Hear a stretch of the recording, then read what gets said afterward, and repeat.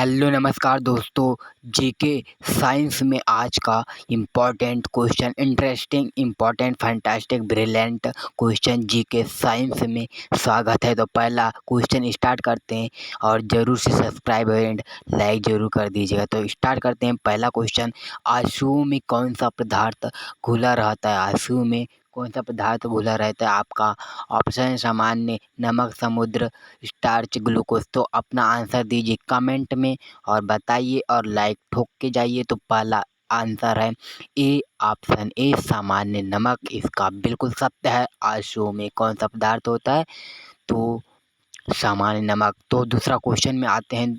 लोहे पर जंग लगती है, अगर से आपको आंसर मालूम है तो कमेंट में उत्तर दीजिएगा और थम्स अप लगा के मेरे साथ कमेंट में लाइक एंड शेयर ज़रूर कर दीजिएगा। तो दूसरे का आंसर है लोहे पर जंग लगती है, तो इसका सही आंसर हो जाएगा अपना बी नंबर, जलयोजित फेरस तथा फेरिक ऑक्साइड से। तो दूसरा क्वेश्चन है, रडार में किस पदार्थ की तरंगे होती है?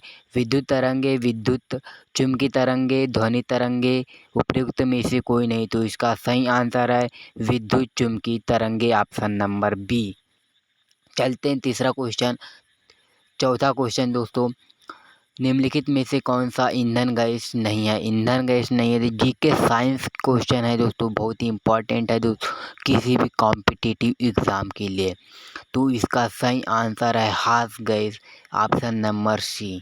तो चलते हैं अगला क्वेश्चन, डायनामाइट के आविष्कारक निम्नलिखित में कौन सा है? Einstein, Newton, Alfred Nobel, madam Curie. तो इसका सही आंसर अल्फ्रेड नोबेल। तो चलते हैं अगला क्वेश्चन, आकाश के नीला दिखाई देने का मुख्य कारण क्या है?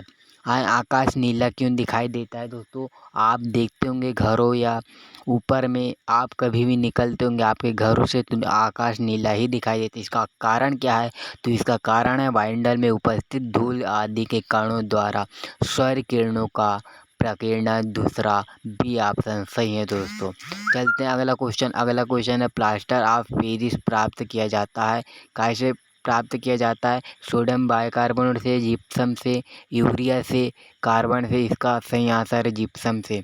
चिकित्सा व युद्ध में उपयोग के लिए किन का किरणों का नवीनतम अनुसंधान हो रहा है? तो इसका सही आंसर है लेज़र किरणें का।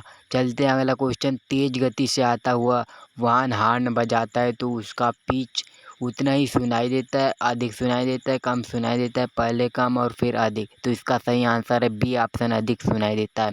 गर्मिया में सफ़ेद कपड़े क्यों पहने जाते हैं?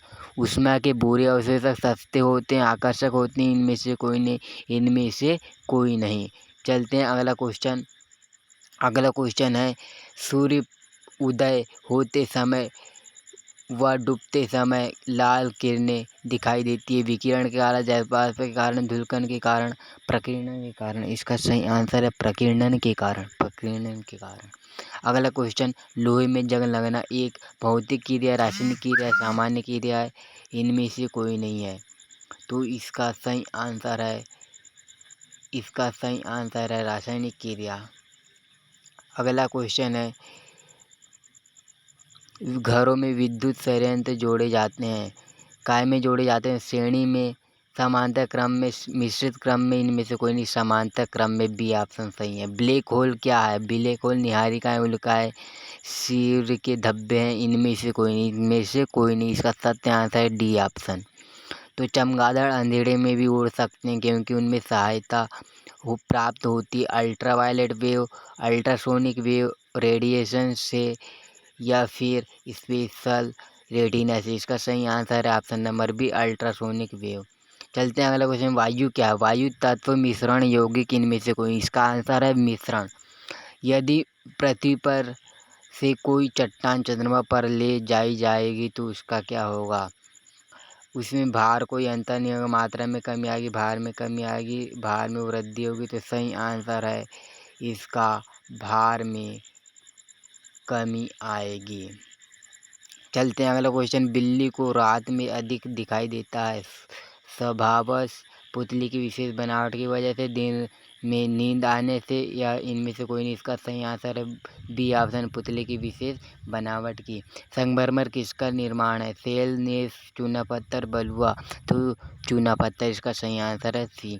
रोबोट क्या है? एक प्रकार का रॉकेट, एक प्रकार का बम, या मनुष्य से मिलता जुलता एक यंत्र आदेश कार्य करता है, या अफ्रीका के जंगल में मिलने वाला एक जानवर है। तो इसका सही आंसर है एक मनुष्य से मिलता जुलता एक यंत्र जो आदेशानुसार कार्य करता है। ऑप्शन नंबर सी रोबोट क्या है? तो ऑप्शन नंबर सी मनुष्य से मिलता जुलता एक यंत्र है।